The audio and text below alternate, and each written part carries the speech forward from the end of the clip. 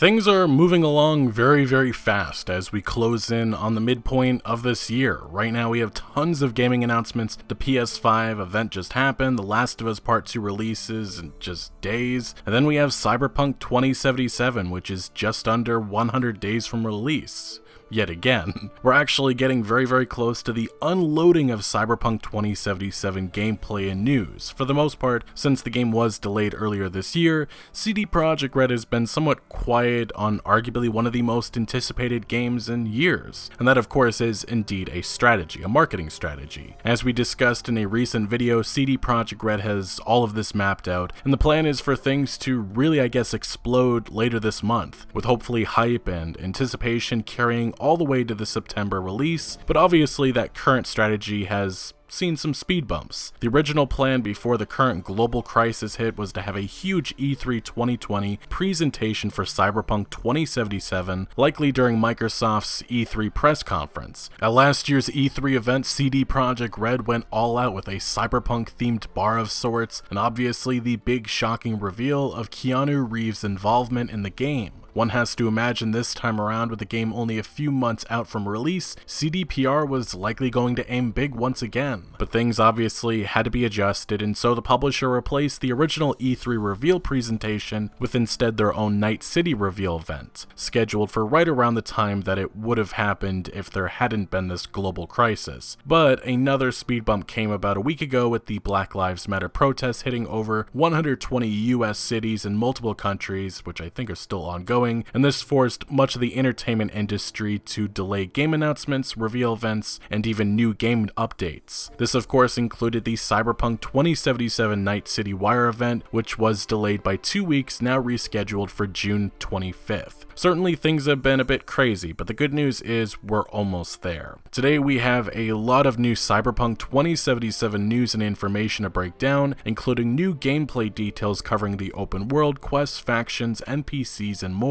We also have some new official teaser footage, brief new gameplay which most of you have already seen by now, some hidden secrets recently discovered, and much more. But as usual, before we proceed forward, if you do go on to enjoy this content and want to show your support for Cyberpunk 2077 videos like this, please consider hitting that like button, subscribing for more, and turning notifications on so you do not miss out on any new content. Also, if you don't already know, I'm on Patreon now. If you want to help out the channel further with financial support and gain some benefits or perks like deciding certain upcoming videos, become a patron today. As always, links are down the description below. Nonetheless, the last that we talked about Cyberpunk 2077 in a dedicated video was about a month ago, and that of course is due to things being mostly quiet, CD Projekt Red of course released new lore on the Maelstrom gang that we saw in the first gameplay demo back in 2018, and the Voodoo Boys, which we saw in the gameplay deep dive video, which we saw in August of 2019. That appears to conclude, at least for now, of what CD Projekt Red is going to be releasing on the gangs and corporations that occupy Night City, although it should be emphasized that CD Projekt Red is of course holding back and not revealing everything. They've just teased some of the big players that we'll see in our travels through Night City, which yes, will of course include the mega corporations Arasaka and Militech, which are very important in Cyberpunk lore, but also gangs with massive power and history, which includes the Tiger Claws and Valentinos. Interestingly though, in this 4 seconds of gameplay that was teased in the middle of last month, CD Projekt Red kinda gave a little nod to some of the activities that we'll be able to take part in on the outskirts of Night City. This location is of course known as the Badlands. Our most substantial information to date on this part of Cyberpunk 2077 came last year from the Polish gaming magazine PSX Extreme, in which CD Projekt Red revealed the Badlands outside of Night City is a hostile place. The flora there is very minimal, and so is the fauna, mostly extinct or eaten with the help of a much worse animal, humans. And all of this is probably obvious just from this small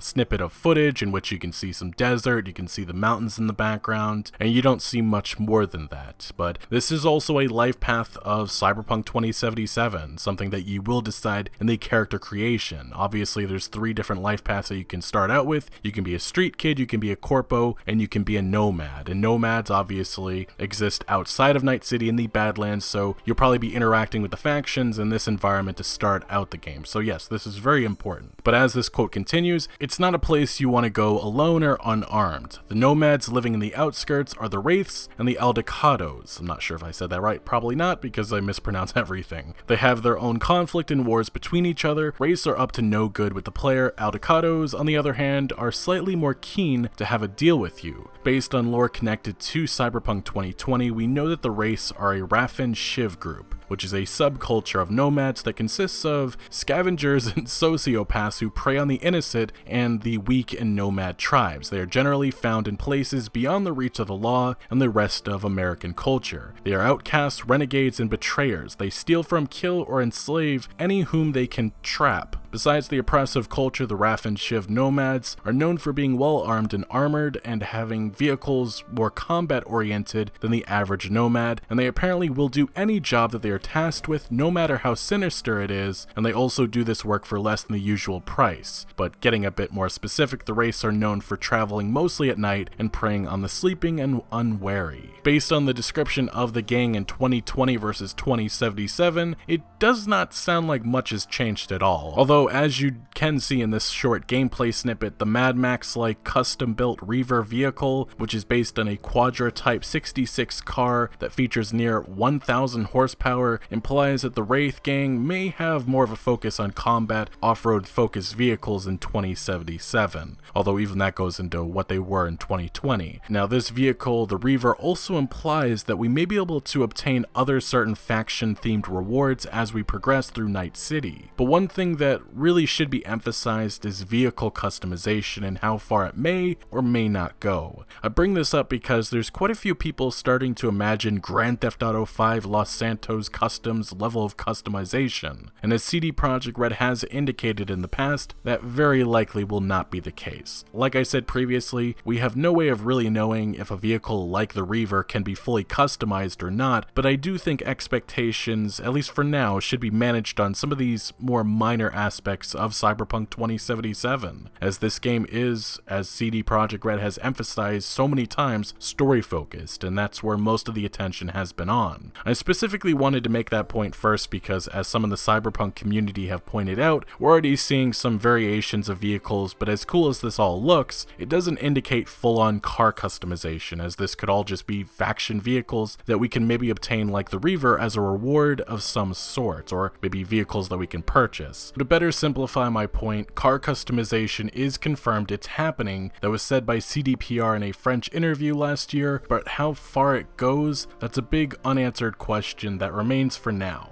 So with this information on this Wraiths gang, there's actually some further gameplay details that aren't necessarily new, but were mostly missed or not talked about. This isn't the main gameplay details we're going to be breaking down, as that'll come a little bit later, but in this PSX Extreme magazine, CD Projekt Red also gave further background on how apartments will work, as it serves as a place where you can check the internet or your email, and is a place where you can store your equipment. It also is important to the storyline, and lots of meetings take place inside of it. Unfortunately, you cannot modify your apartment because decorating it doesn't really go well with the vision of a dark and gritty spirit of the game, says Pavel Sasko, the lead quest designer on the game. Religion also plays a solid role in the world of Cyberpunk, and one of the missions will explore a church with a neon cross right in the middle of a sermon. Some people will often have old classic TVs in their houses. It can be because of their poverty, but also because certain religions do not allow certain things. Loot is also said to be very important, and besides all your usual stuff for crafting weapons and armor, there are collectible items to find. If you like looting, it might become handy to install special chips that will help you find secret stuff, which are also upgradable. NPCs will also leave clues as to where loot can be hidden, which this is yet another aspect that puts an emphasis on further exploration of Night City. CD Projekt Red additionally revealed in this magazine of a deep relationship system. You can befriend a lot of NPCs. You can also become more than a friend to them. Having multiple relationships all at once is also possible, although I kind of do wonder if there's going to be consequences, as it was the case in The Witcher 3 Wild Hunt. Of course, not every NPC will have the same sexual orientation as you, so if you want to bang them, you might need to try it in a different playthrough. So yeah, I just felt that these were some interesting and somewhat important details that may not have been recently shared, but I still think should be mentioned, as for the most part, they were for some reason not covered by really any gaming outlets at the time, and it was just simply missed, I guess. Now, moving along in some other substantial news, earlier this month, CD Projekt Red held their latest financial call with investors and provided an update on Cyberpunk 2077. CDPR confirmed that there's no reason to worry about any potential issues with physical distribution of the game. This was a lingering concern because of the world situation, but many markets or distribution centers have returned to relative normalcy and are back up and running. Another issue connected to the world situation that we're all dealing with, one that CDPR previously stated could be an issue that is solved with a day one update, is or was localization. The new update on that is that CD Projekt Red emphasized yet again that this has been a minor challenge, but they are working to solve it before release. It was also mentioned that currently the focus at the studio is polishing. You may have seen some headlines confirming that Cyberpunk 2077 is in its final stages of development. I'm not too sure if you could call these headlines misleading or not, but the game has been in the final stages of development since last year, and for months now, the focus has been on polishing and optimizing the experience. Another pretty big revelation from this financial call was CD Projekt Red's preparations for after Cyberpunk 2077's release, in which CDPR believes that they will be finally able to work on 2 AAA games at once. CDPR's executives reiterated that they are adapting to a dual franchise model with Cyberpunk 2077 and The Witcher, which, as this Reddit user points out, might be a pretty strong hint of what the company's next 2 projects will be. CDPR additionally noted that they don't think that they will be needing 2 equally large teams for the entirety of development for both games, so one of them will probably start with a smaller 60 to 80 developers team, then it will be expanded with time. Probably though the biggest piece of Cyberpunk 2077 news coming from this call was CDPR revealing that in June a few gaming sites and influencers will get to play the game for the first time during the hands-on session, which CDPR considers to be another major milestone for the development of the game. These hands-on sessions or previews were apparently supposed to go live sometime this month, but this plan was made before Night City Wire was delayed, so there's a chance these previews may have been pushed back a couple of weeks as well. What these previews will actually show may have been revealed by a Polish YouTuber who took to Instagram and Twitter saying on June 8th he'd get to play the game, record some actual gameplay, and have an interview with CD Projekt Red. Pretty much your standard game preview, although I think it's safe to say these plans have been delayed a little bit, likely pushed back to right before or after Night City Wire on June 25th. In other news, the Cyberpunk 2077 Xbox One X Special Edition, which only 45,000 of these consoles were made, well, it has now gone live. You can buy it and people already have it. And there were some very interesting surprises that have been discovered by fans who purchased the console. Like anyone who did purchase this console have found out that they will be getting the game's first DLC expansion for free. Additionally, fans discovered a secret bit of code on the back of the console, and after a few minor steps of decoding the message, it was found to be a nice little thank you message from CD Projekt Red. Now, there actually was one more discovery made, but it wasn't with the console, but with the limited edition controller that you could buy separately that I actually got my hands on. What fans have discovered is that on the controller is a mysterious QR code, and if you actually scan it, it will take you to an unlisted track from Cyberpunk 2077. For obvious copyright reasons, I cannot play the song, but I will include a link in the description to it. Notably, the song is called The Ballad of Buck Ravers by Samurai, which is the band that Johnny Silverhand belongs to, as he is a rocker boy. But that is the lore behind the song in the Cyberpunk universe. In our reality, the band Refused created this song for the game. Now, since we are on the topic of this Cyberpunk 2077 controller, recently Xbox and CD Projekt Red released a trailer for it, in which we actually get a look at Johnny Silverhand rocking out in Night City. Some believe this may be a flashback scene, as in 2077 he's a digital ghost that follows around our playable character via an implant. In Cyberpunk 2020 though, the tabletop RPG by Mike Pondsmith, it was said that Silverhand managed to play one final samurai gig before being killed while trying to rescue his girlfriend Alt Cunningham from the Arasaka building. The storyline, as I've said for what feels like years now, will probably be very important in Cyberpunk 2077, but this short footage definitely could be teasing flashbacks that better flesh out Silverhand's history, as Keanu Reeves, who portrays the Rocker Boy, is said to have the second most dialogue in the game. So we'll be spending or talking a lot to this character, Johnny Silverhand, and maybe helping him in his quest for revenge and or finding Alt Cunningham, who is also said to be a digital ghost that is lost in cyberspace behind the Black Wall, installed and controlled by Netwatch to keep rogue AIs from accessing the rest of the virtual world. Now beyond just that, this advertisement footage also gives us a very brief glimpse to the size of the world that we'll soon explore. Some were skeptical if this very brief overview of Night City was just made custom for this trailer, but CD Projekt Red's lead quest designer Pavel Sasko indicated that this was a glimpse into Night City, and yeah, there isn't much to say about this actual footage, just pretty cool in my opinion.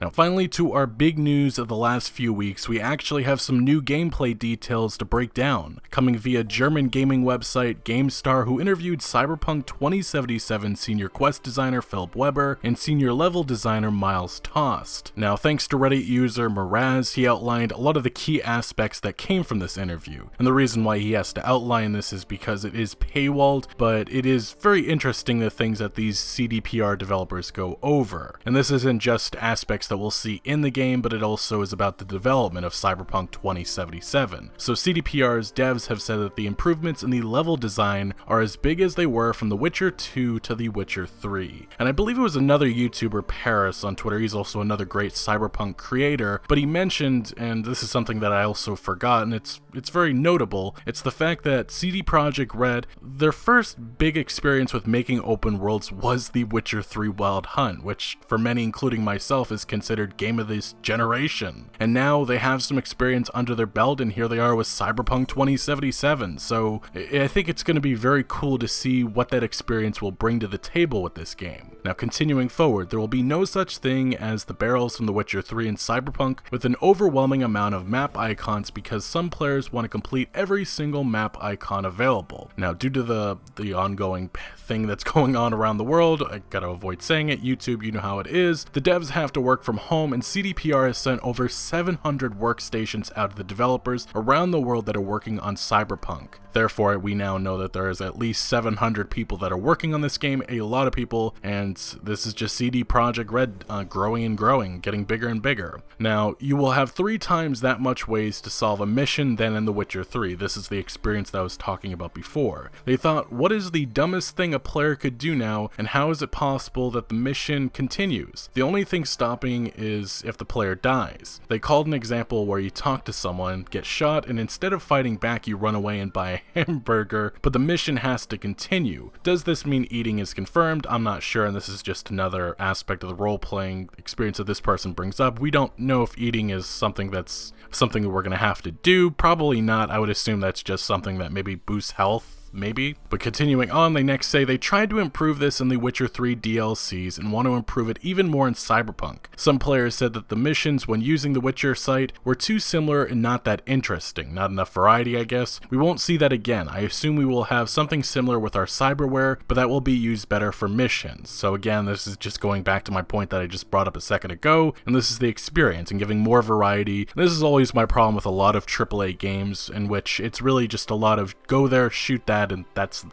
really what it is. And it's great that CD Projekt Red is trying to add some variety, and hopefully there's just some maybe puzzles and different things that we can do to do quests. While there are some areas in The Witcher 3 where villagers don't have a daily routine, they're planning to improve this with giving more than 1,000 NPCs a handmade routine. And this is actually insane. 1,000 NPCs with a daily routine, that's a lot of work, and this just goes to show you how much care and how much work is going into this AAA game. Now, according to a developer working on quest design, they have no rules about how a quest has to be made. Example, do not let you move around for more than 1,000 meters. You talk to 2.5 people. Yes, the developer said 2.5, not 2 to 5. The only rule they have, if it's good, we expand on it and implement it. So I guess that's pretty self-explanatory. When they fully finish the quest, they do not put them aside and work on the next. No, they continue playing it over and over again until the game releases because they might find something to fix or improve. That's what they did with The Witcher 3 and what they are doing now with Cyberpunk. CD Projekt Red was really proud of themselves that no one leaked the appearance of Keanu Reeves in more than a year than they knew that they got him before the E3. Sorry, this person's English isn't the greatest, but I think you kind of get what he's trying to say here, which is basically the fact that they knew for a while that Keanu was going to be portraying Johnny Silverhand and he was going to be appearing at E3, and that definitely was a huge surprise. It took a lot of us by shock.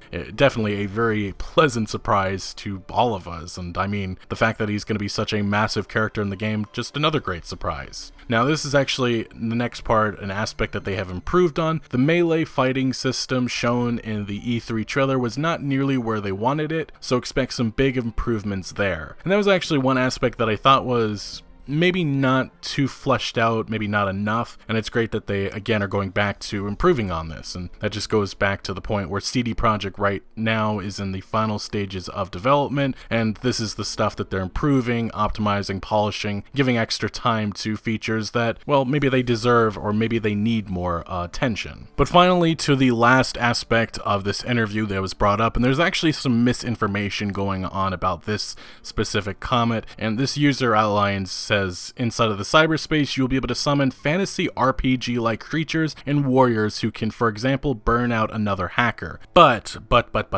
there's a huge problem with this because that's not what CD Projekt Red said, and this has been a lot of other people have brought this up saying this is going to be really cool, but this isn't happening, or it's not confirmed. CDPR's Philip Weber actually responded to this Reddit thread, and he posted that it was mistranslated, and he said, "Hey, sorry, I can't go into details yet on this feature. We gotta wait until we share official news like with Night City Wire. The main thing is that this description of cyberspace was actually one of us talking about how it worked in Mike Pondsmith's Cyberpunk 2020, the tabletop RPG, which this is all based on. We weren't talking about Cyberpunk 2077's features at that point. As you already corrected in the main post, thanks for that." Now, specifically what Philip Weber had said in this interview was the following, especially what will be possible in the cyberspace when it comes to depth and features, because the cyberspace in 2020, Cyberpunk 2020, is actually a bit like Skyrim meets Tron. There are weapons, like in fantasy RPG, like if you can summon a lich with a cape who burns out the evil hacker. Yes, he scorches his brain and the hacker falls over. Or that you can throw fireballs and block them with shields, so it sounds like in a fantasy RPG in a high-tech environment. So how all of this will work in Cyberpunk 2077 cyberspace, we just don't know yet. And it's good that CDPR is coming out and kind of cutting this out because expectations have been going through the roof, and it's good that they're coming around just pointing out that no, we didn't say that at all, and that this is how it worked in Cyberpunk 2020. How it will work in 2077, we don't know yet, and obviously, maybe this is a big reveal for later, maybe this isn't at all planned, and maybe they're going about this in a different way. Only time will tell. So, to the final part of this video, and before we wrap things up, let's quickly run down some of the other minor news stories related to Cyberpunk 2077. As some of you know, IGN Summer of Gaming has been teasing a Cyberpunk 2077 reveal of some sorts, and unfortunately, we have since found out they are simply streaming over the Night City Wire event. That's what they were teasing. Basically, there is no exclusive reveal that some of us expected, they're just streaming what I'll be streaming. Yes, on June 25th, I'll be streaming the Night City Wire event, so check out the channel that day if you wish to watch it live with me. Cyberpunk 2077 has been successfully age-rated in a few other countries, this being the UAE and Saudi Arabia. The Middle East version of the game will be within the guidelines of the local age rating bodies in both countries, which is just good news because some were concerned of potential complications,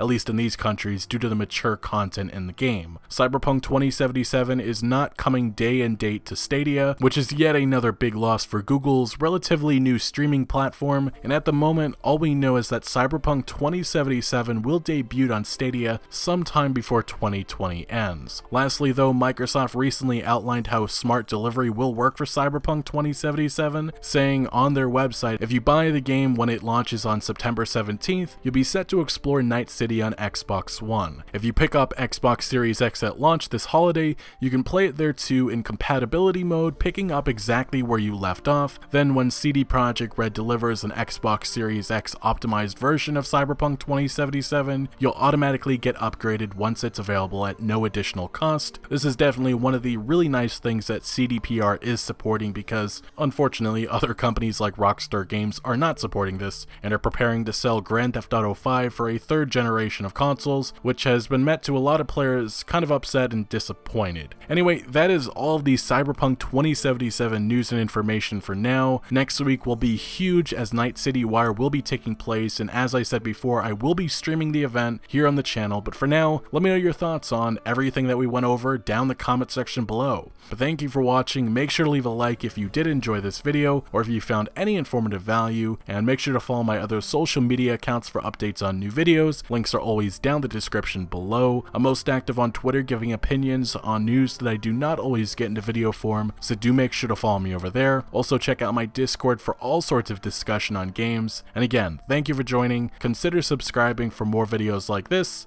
and I'll see you later.